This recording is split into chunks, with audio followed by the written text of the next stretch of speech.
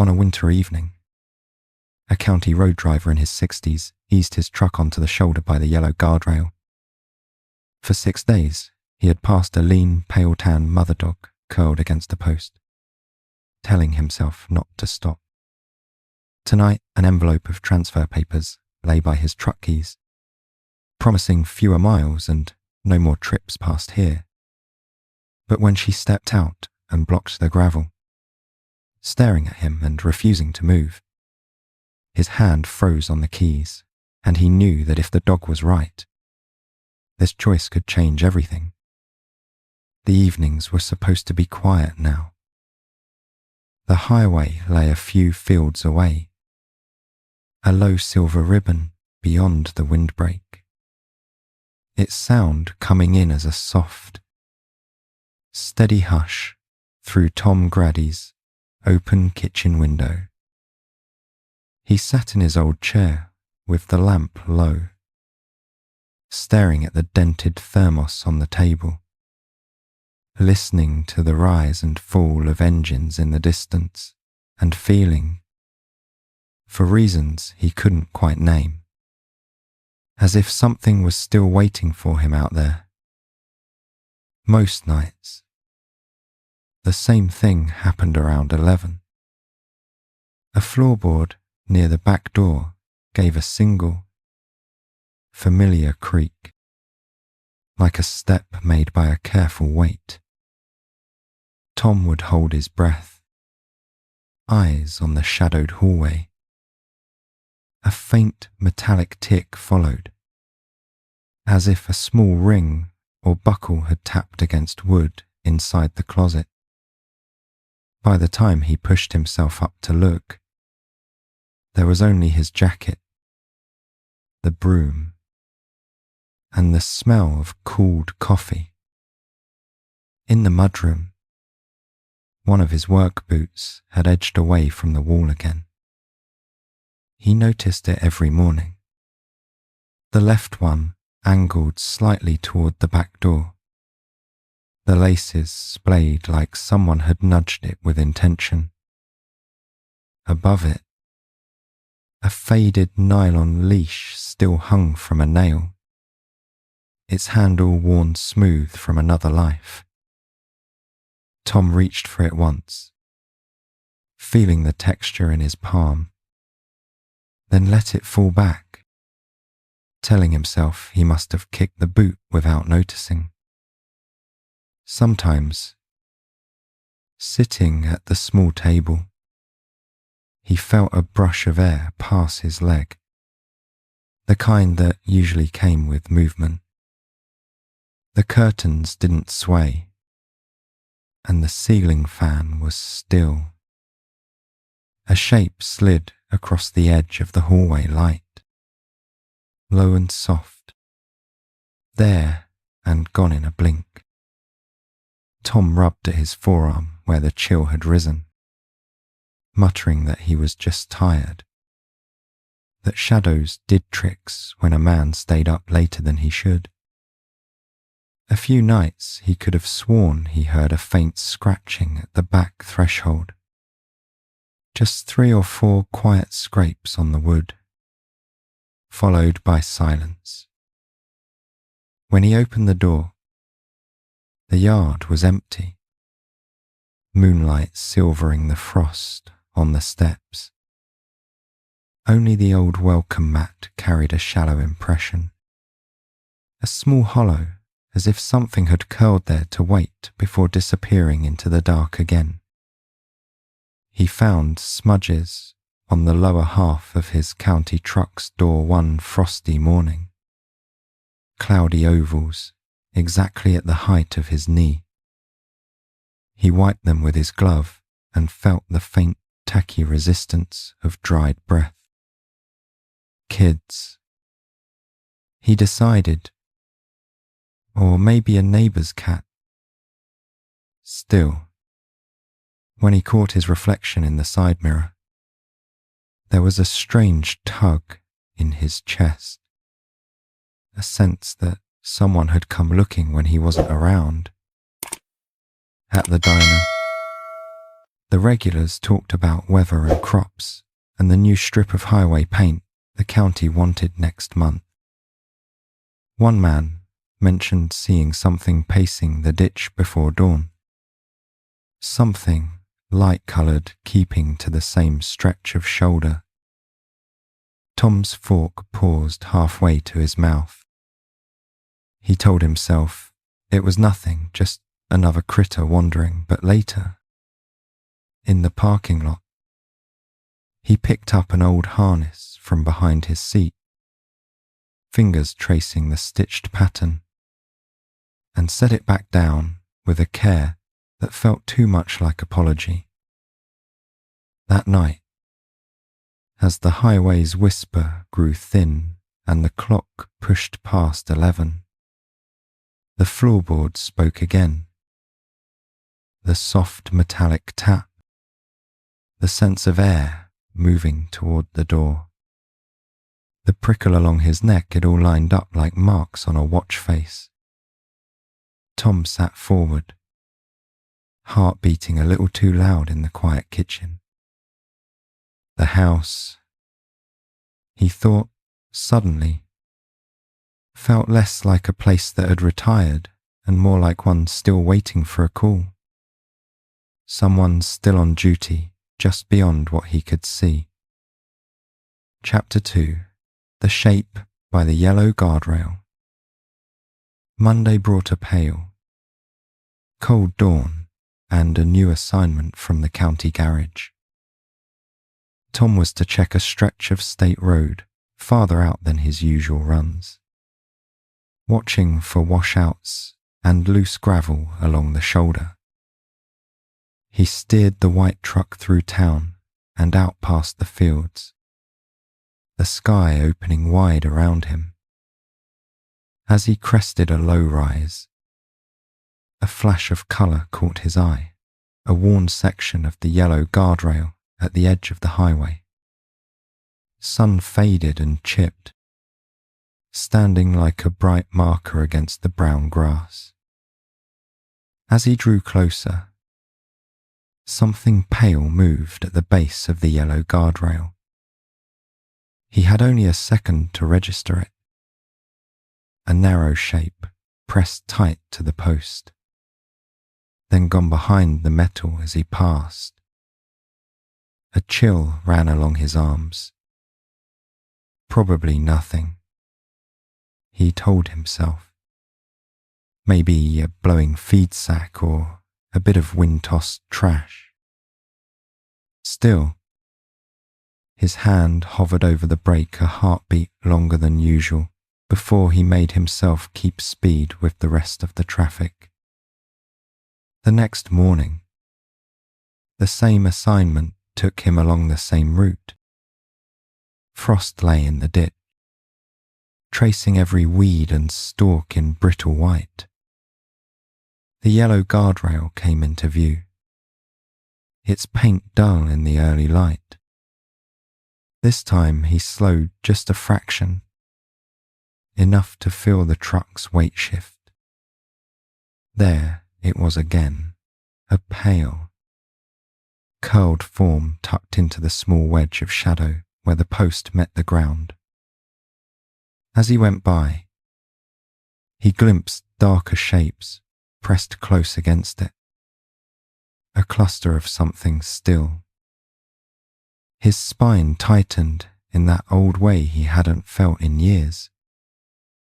All day he tried to shake it. At a stop sign miles away, he noticed faint nose marks low on the inside of his windshield, as if something had breathed there recently, watching the world go by. His heart picked up before his head could catch up, and then he laughed it off, blaming his imagination.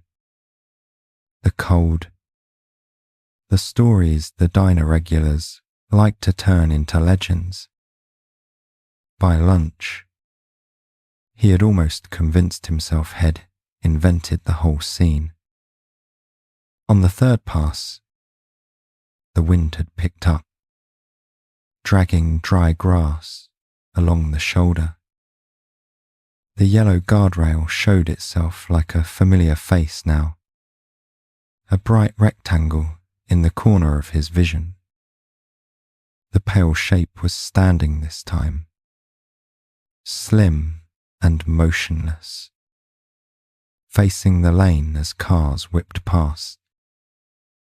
As Tom neared, it turned its head, and he saw the flash of eyes catching the light, calm and watchful instead of panicked. He drove by with both hands locked on the wheel, feeling that quiet gaze trail the truck long after the post was behind him. That night, the house sounds felt louder. The floorboard creak came earlier, followed by a soft scrape that could have been claws or could have been a branch outside. Tom swallowed, staring at the closed door, and muttered that Head spent too many years listening for trouble on the road.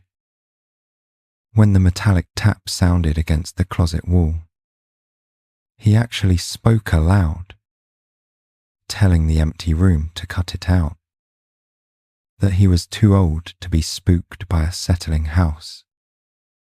By the fourth morning, his stomach knotted as soon as the stretch of road appeared.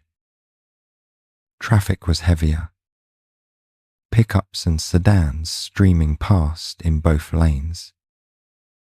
He saw movement beneath the yellow guardrail again, but this time it wasn't just a single shape.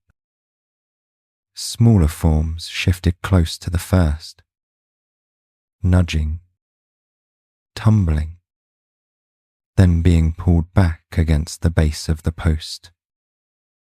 The slender figure lowered its head between them as a truck roared by, bracing like a shield. A faint sound reached him through his cracked window, a high, thin noise nearly lost in the rush of tires. He drove on, jaw clenched, knuckles pale on the wheel. By the time his turn-off came, his chest hurt with the effort of pretending it was nothing. Back in his kitchen that night, he stared at the unused bowls in the mudroom and the leash on the nail. The image would not leave him. That pale back pressed to the yellow guardrail, smaller shapes crowding underneath, every passing vehicle sending grit and wind over them. Why there? He whispered into the empty room. And why can't I make myself stop? Chapter 3. Old Roads and Old Fears. Sleep brought him back to other shoulders, other nights. Years ago, before the county truck and the quieter routines, he had driven long-haul rigs across 3 states, chasing schedules and lines on a map. There had been countless stops on the edges of highways, hazards flashing while he checked a load or tightened a strap, the rush of other vehicles close enough to rattle his bones. Over time, Head learned to read the wind of passing traffic like weather, to know when someone was too fast, too close. Back then he hadn't driven alone. A blocky hound mix had ridden beside him, sprawling across the seat, head in his lap during long waits at way stations. The hound had known the rhythm of the road, the way tires hummed differently on new asphalt or groaned on old concrete. At night, when Tom pulled onto a shoulder to inspect a tire or stretch stiff legs, that faithful companion had stood watch, gaze fixed on the approaching headlights, a living warning flare in the dark. One winter evening, black ice had turned a routine stop into a memory he still woke from, with his heart racing. He had pulled over to help a sedan with its flashers on, his rig angled behind it like a guard. He remembered the way his companion had stood tense at the edge of the shoulder, ears pricked toward the curve. The sudden screech, the impossible sliding of a pickup that never seemed to slow, the awful crash of metal against metal and the sickening jolt through the ground. He remembered everything except the exact instant the hound disappeared from his side. The aftermath had been sirens, cold air burning his lungs, and paramedics moving like ghosts in swirling snow. The young driver from the sedan survived with broken bones. The pickup's driver walked away trembling. Tom's rig had deep dents and a shattered tail light where the impact had spun the smaller truck into it. Somewhere in the chaos, between barking orders and shivering in the road's blue-red flicker, someone had asked about the animal they'd seen. By the time Tom searched the ditch, there was nothing but churned snow and a fading trail of red he refused to follow with his eyes. For years afterward, he avoided stopping on shoulders unless there was no other choice. Even then, he rushed through whatever task had forced him there, feeling exposed and guilty, as if had invited danger to everyone around him by daring to pull over. He retired from the long-haul routes earlier than had planned, taking the steadier county job, telling people his back hurt too much for extended drives.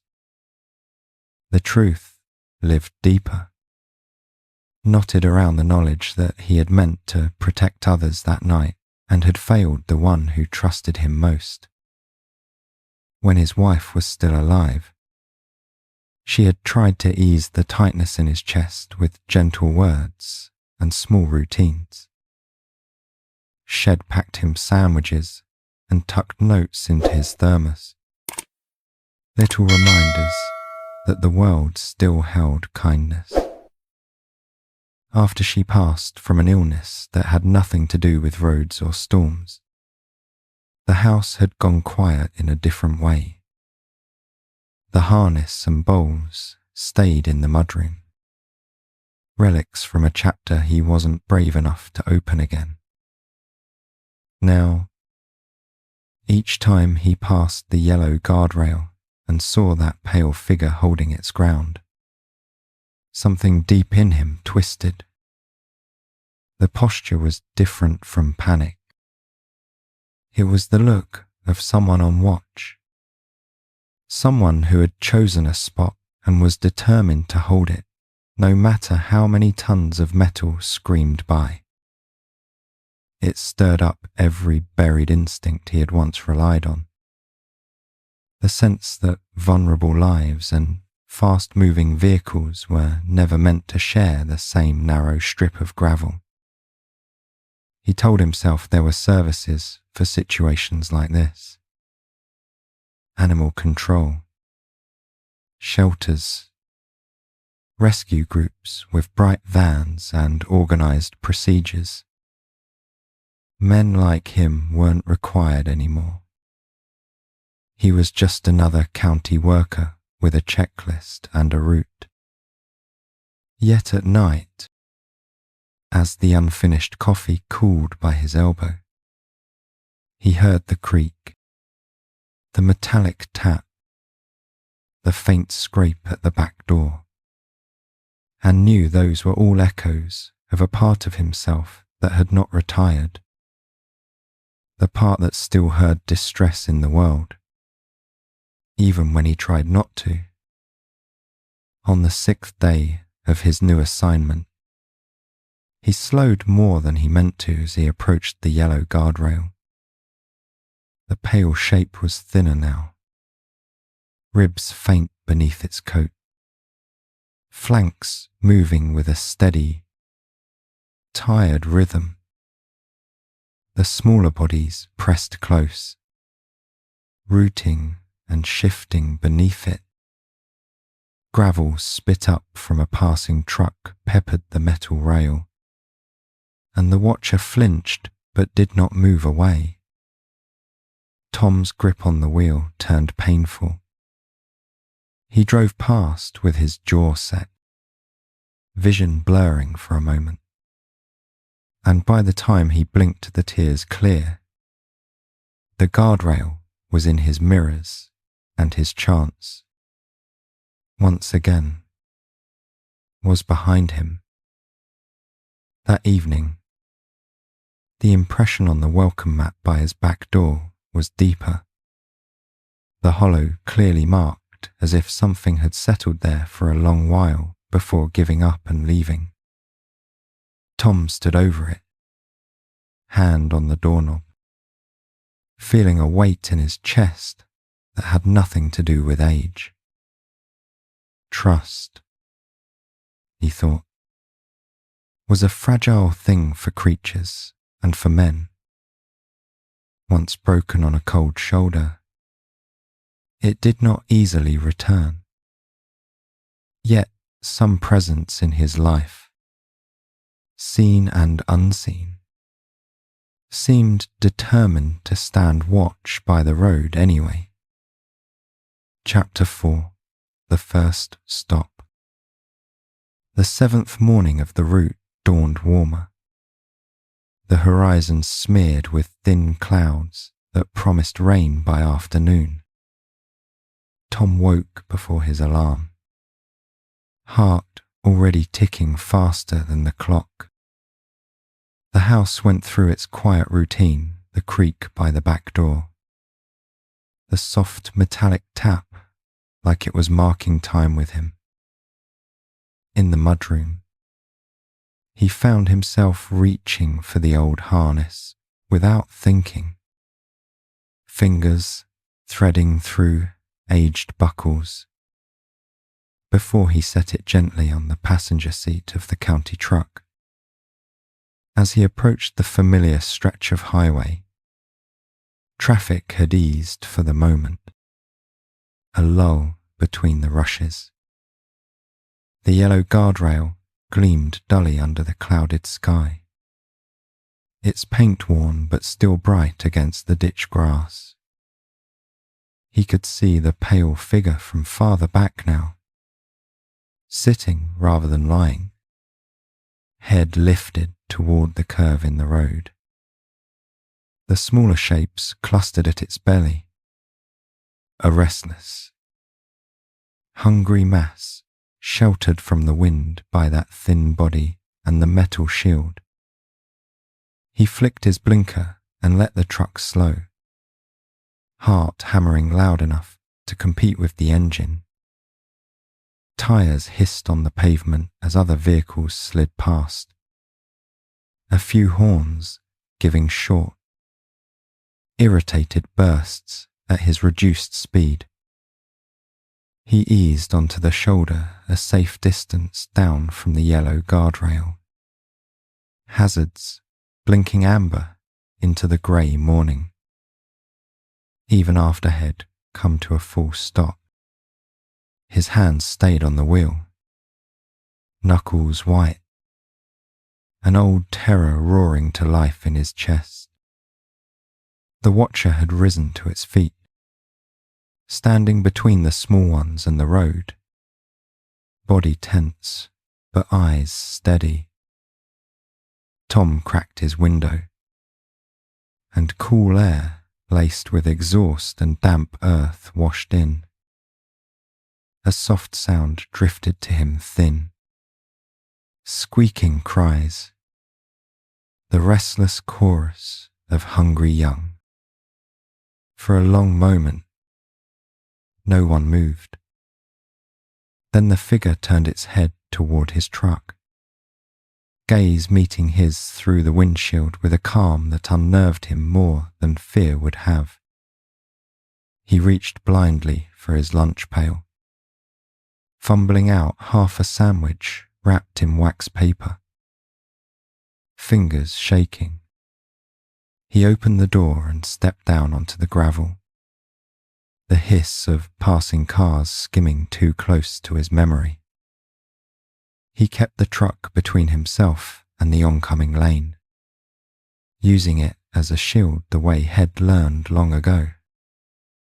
His boots crunched as he walked slowly toward the yellow guardrail, the sandwich held low and open in his hand. At the sight of him, the pale guardian tensed, head lowering, body angled over the small cluster pressed to the post. Tom stopped a good distance away, not wanting to push, not sure if his presence helped or made things worse. He set the sandwich gently on the gravel and backed away a few steps, palms open, murmuring nonsense, the way a man speaks to calm himself as much as another creature. Behind him, a semi roared past, rattling the metal rail so hard it buzzed under his boots. After a long minute, the figure eased forward, sniffing the air. It took a tentative step, then another, until it finally reached the bread and meat. Instead of gulping it down, it nosed the pieces apart and carried them back, dropping torn bits near the smaller mouths that reached for them. Watching this, Tom felt something unravel in his chest. This wasn't just survival. It was deliberate care under pressure, a quiet insistence on sharing what little there was. Back home that night, he couldn't bring himself to toss his empty lunch pail into the sink. He washed it slowly, thoughts circling back to the image of the pale body pressed between traffic and Young. The house sounds came right on schedule, the creak, the tap, the faint scrape, but for the first time in a long while. He didn't try to explain them away. Instead, he sat at the table, elbows on the worn wood, and whispered to the quiet room that he had finally stopped. If only for a moment. The question that remained, heavy as the dark outside, was whether it had been enough. Rain arrived in the night, a steady drumming that deepened toward dawn. The weather radio on Tom's counter crackled with updates about slick roads and rising creeks. He stared at the map on the small screen, tracking the coloured bands sweeping over the county, and knew without needing anyone to tell him that the drainage ditch under the yellow guardrail would be filling fast. Water there always moved quickly, funneled by the slope of the fields and the angle of the culvert. His assignment didn't change.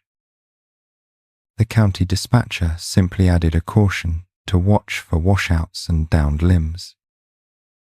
Tom shrugged on his jacket with a tight jaw, shoving extra reflective triangles and a small first aid kit into the truck. On impulse, he grabbed an old wool blanket from the hall closet, the one his wife used to keep in the back seat during winter drives, and folded it neatly on the passenger side beside the harness. The house seemed to watch him go, every creak following him out the door. Visibility on the highway was poor, wipers working hard against the blowing rain. Tires hissed and occasionally skidded, drivers pressing their luck as they hurried toward wherever they thought they needed to be. Tom's shoulders ached from the tension of keeping his own speed just under the limit, leaving more space than most between himself and the vehicles ahead. As he neared the familiar rise, his heart climbed into his throat. The yellow guardrail appeared out of the grey like a warning flag. Water churned in the ditch, brown and fast, licking close to the base of the post. The pale guardian was there, soaked and shivering, but still in position, body angled toward the road as it tried to herd the smaller shapes higher up the slope. One of the little ones slipped, tumbling toward the rushing water, and the watcher lunged, teeth catching scruff just in time to haul it back. Tom's stomach flipped. Without thinking further, he flipped on his hazards and eased the truck onto the shoulder, wheels biting into the softening gravel. Spray from passing cars splashed against his doors. He set the parking brake, heart pounding in his ears, and reached for the reflective triangles, his fingers remembering the practiced motions before his mind could argue. Stepping out into the rain, he was hit by the roar of highway noise and the raw, living smell of wet earth and fear. He placed the first triangle well behind his truck, then another farther back, forcing oncoming drivers to notice something was different in their lane.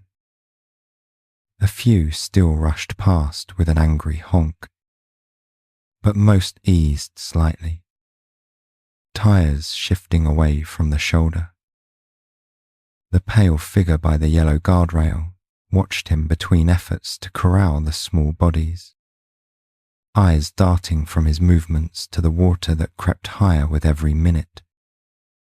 When he reached the base of the yellow guardrail, the ditch water was licking at his boots. Mud sucked at his soles, threatening to pull him off balance. The little ones were clustered in a trembling pile against the post, eyes squeezed shut against the rain. The guardian positioned itself between them and the closest traffic. Chest heaving, Tom crouched, making himself small, and held out his hands, murmuring nonsense words that had once soothed a different companion on stormy nights. Up close, he could see how thin the watcher had become, ribs showing through the soaked coat, legs trembling from exertion and cold. Its eyes, though, were clear and focused, flicking from his face to the rushing water, to the welt of the yellow guardrail, and back again. A truck thundered past, spraying them with filthy water. The guardian flinched, but did not break position. Tom's old fear surged. Images of sliding vehicles and sudden impact flashing through his mind. His knees wanted to bolt. His heart, however, stayed planted on that slope. He realized, in a sharp, painful burst, that he could no longer pretend someone else would handle this. Animal control might come, might not. The storm might worsen. The ditch might overflow. And those small bodies might be swept under. out of sight before anyone even knew they'd been there. He had spent years avoiding shoulders like this, distancing himself from the place where head once failed. Now, with water rising around his boots and a trembling life standing between danger and its young, the choice drew itself in stark relief. Behind him, his truck's hazards cast a steady amber pulse through the rain, and the reflective triangles glowed dull red. Vehicles slowed, some shifting into the other lane. The moment stretched, filled with the hiss of tires and the rush of water. Tom met the Guardian's gaze and saw not accusation, not fear, but a question he recognized from his own reflection on too many sleepless nights. Are you coming back to the person you used to be? Or are you walking away again? Tom moved before he could answer with words. He opened the wool blanket, spreading it on the higher part of the slope where the ground rose toward the guardrail's base. The fabric darkened instantly under the rain, heavy and ready. Kneeling in the mud, he reached gently for the nearest trembling shape, scooping it up with both hands and setting it onto the blanket. The little body was warm against his wet palms, surprisingly solid despite its smallness. The Guardian stiffened at his touch but did not lunge. Instead, it hovered, head low and eyes sharp, watching every move. Tom murmured an apology. Old road phrases about easy now and I've got you.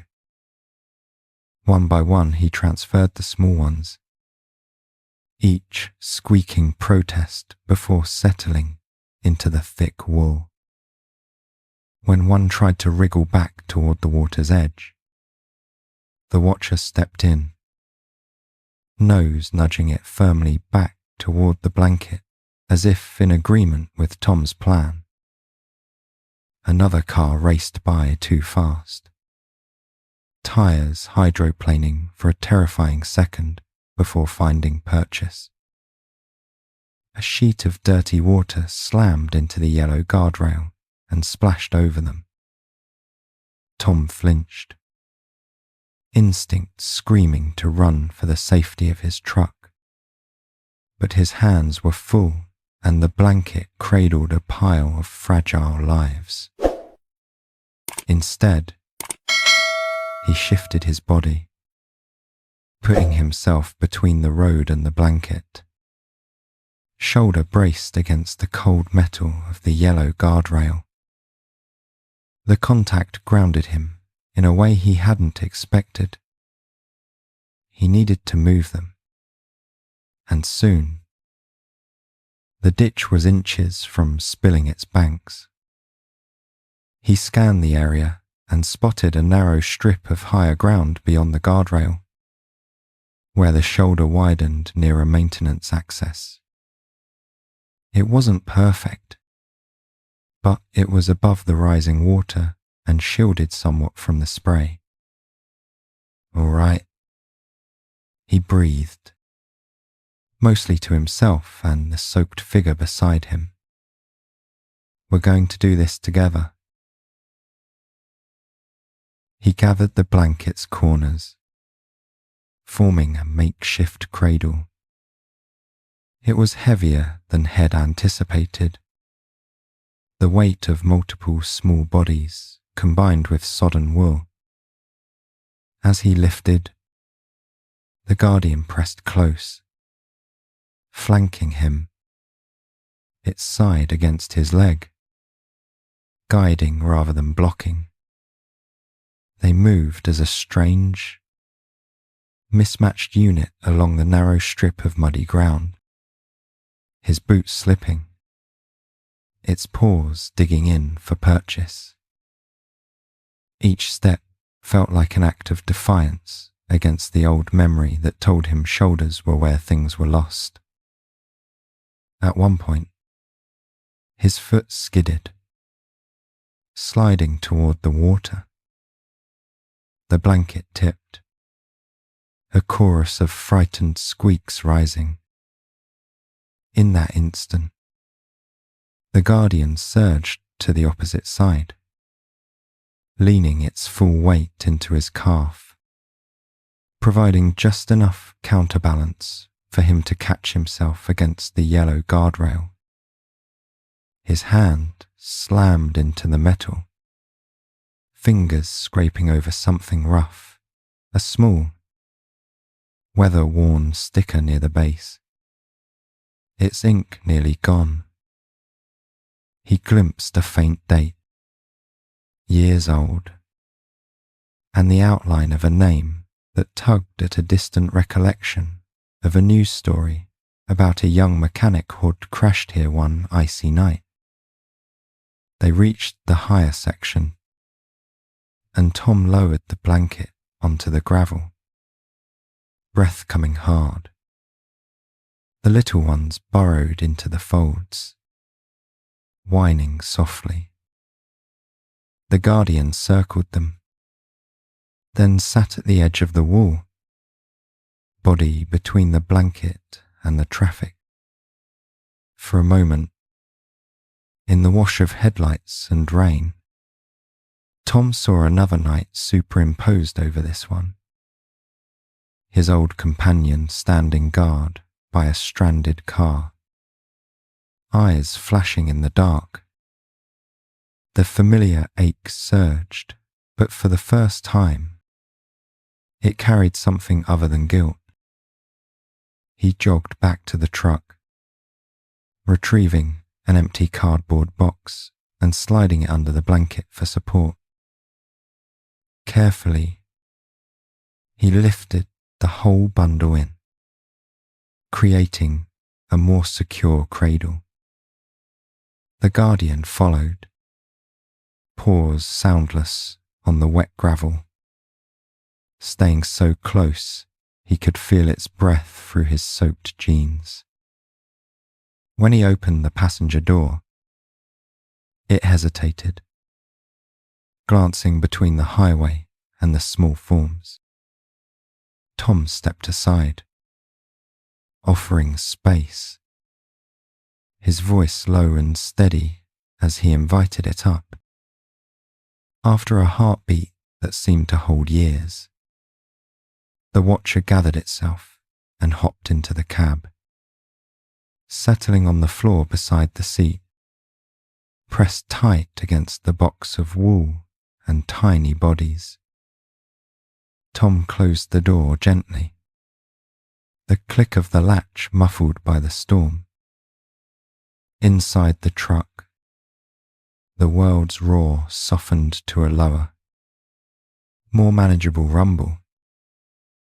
He sat behind the wheel, hands shaking, and realized that his old terror of shoulders had loosened its grip, replaced by a different kind of tremor, the kind that comes when a long-delayed act of courage finally breaks free.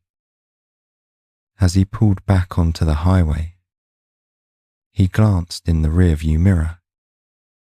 The yellow guardrail receded into the rain, reflective bolts winking faintly. The sticker with the faded name and date remained there, a quiet memorial to another story.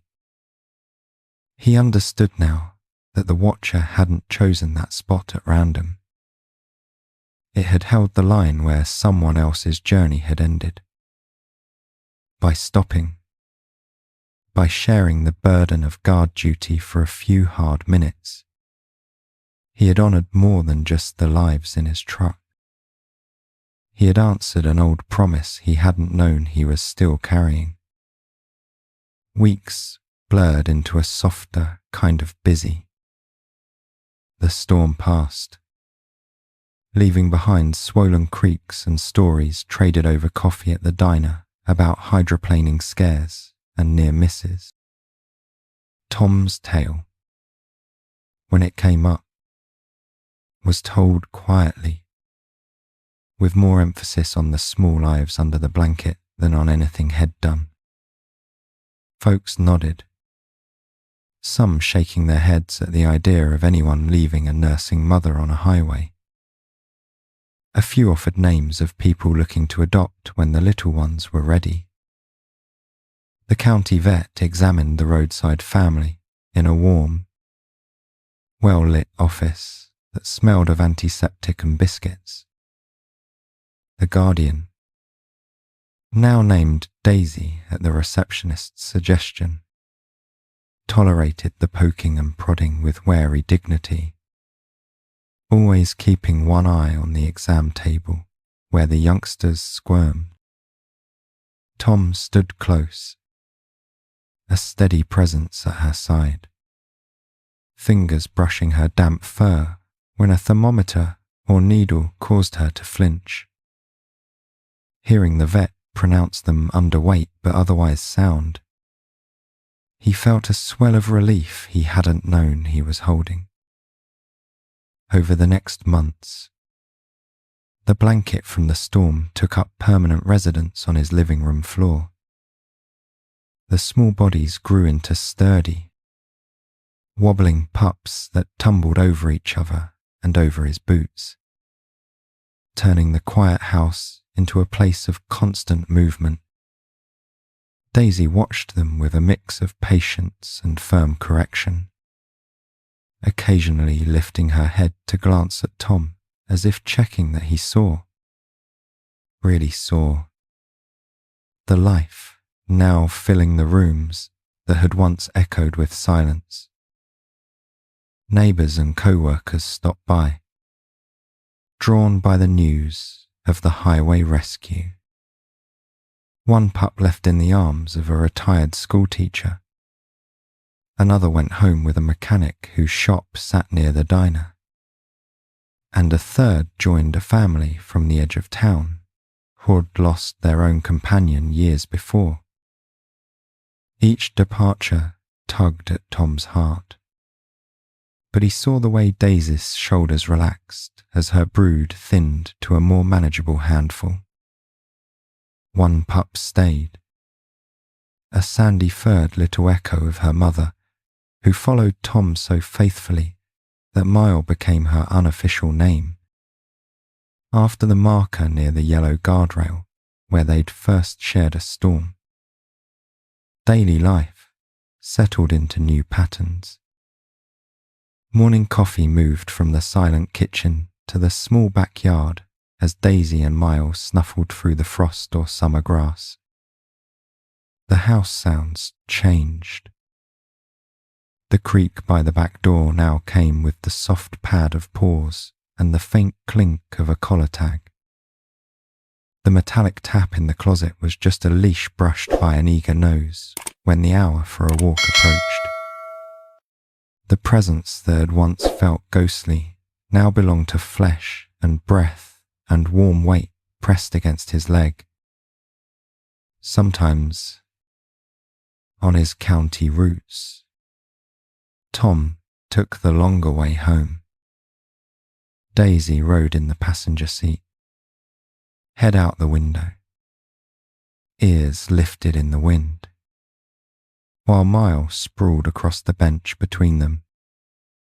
When they approached the yellow guardrail, he would slow, pulling onto a nearby access road that allowed him to park safely away from the main rush. Together they would walk back along the quiet shoulder when traffic permitted, the dogs on sturdy leads, their paws crunching gravel.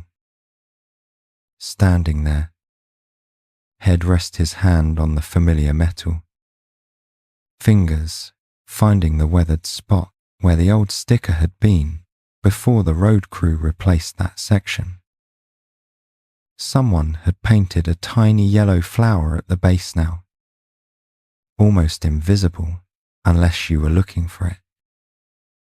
Daisy would sit calmly beside him, no longer pacing or straining toward the ditch, while Mile sniffed every grass clump with bright curiosity. The roar of passing vehicles no longer felt like a threat so much as a reminder of where they had all started. Back in town, people began to associate Tom not just with the county truck, but with the pair of sandy-coated companions at his heels. Kids pointed them out from car windows.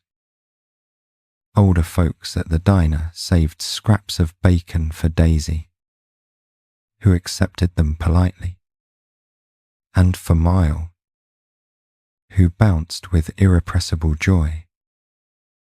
Tom found himself talking more about weather, about roots, about the strange way life sometimes gives you a second chance at exactly the thing you were most afraid of. On quiet evenings, he still sat in his old chair, lamp low, highway whisper seeping through the window. The difference now was the steady breathing on either side of him, heads resting on his boots, collars pressing into his ankles with comfortable weight. The house no longer felt like it was waiting for a call from an empty road. It felt like a place where someone had finally come home. Years later, the yellow guardrail still stood in its familiar curve, though fresh paint had brightened its face and new bolts shone where rusted ones had once clung. Wildflowers grew thick in the ditch now, seeded by the county in a beautification project that Tom had quietly volunteered to help with. Daisy walked more slowly these days, muzzle touched with grey, while Mile, no longer a pup but still full of energy, kept a gentle pace beside her on the roadside path. They didn't linger on the shoulder itself anymore. Instead, Tom parked at the safer access point and followed the small gravel lane to a spot where the view of the highway widened, but the danger stayed at a respectful distance.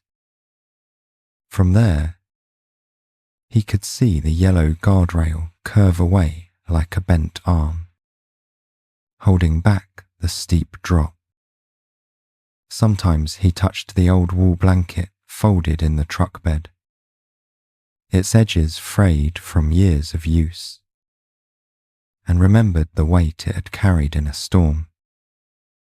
At home, the house bore the marks of their shared life.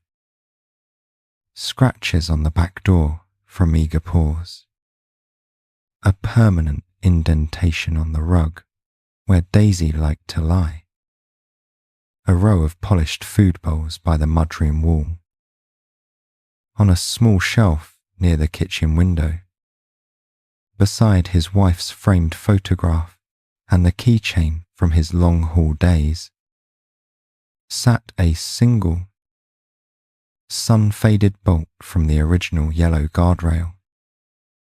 The road crew had given it to him when they replaced that section, smiling at his insistence on keeping a piece of the old trouble spot. Sometimes neighbours asked him to tell the story again, the one about the storm and the blanket and the skinny mother who chose a dangerous stretch of road to make a stand for her young. Tom always obliged, voice slow and steady, eyes drifting now and then to where Daisy snored beside his chair and Mile watched the world through the screen door. He spoke less about his own fear these days and more about the quiet courage of standing between what you love and what might harm it.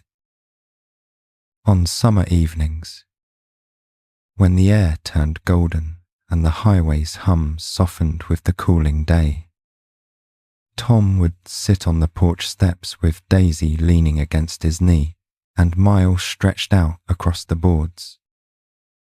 Cars passed in the distance, unseen but heard, each one carrying someone with their own worries, their own chances to stop or keep going. Tom would rest his hand on the warm fur at his side and feel a deep, settled gratitude unfurl in his chest. He knew the world wouldn't remember the small act of pulling over by a yellow guardrail on a rainy morning. But he would. Every creak of the house, every collar jingle, every slow walk past the place where fear had once held him back was a quiet testament to the life they'd built from that decision. As the sky dimmed and the first stars pricked through, he leaned back, listening to Daisy's soft breathing and Miles' contented sigh, and thought, not for the first time, that he was glad he had finally stopped.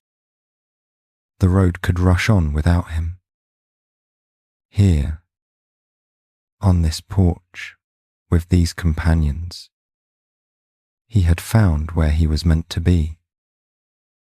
If this story touched your heart, drop a simple 1 in the comments to let us know you were here. Your support keeps these gentle stories alive. Don't forget to subscribe and stay with us, because the next story might just be the one that finds you when you least expect it.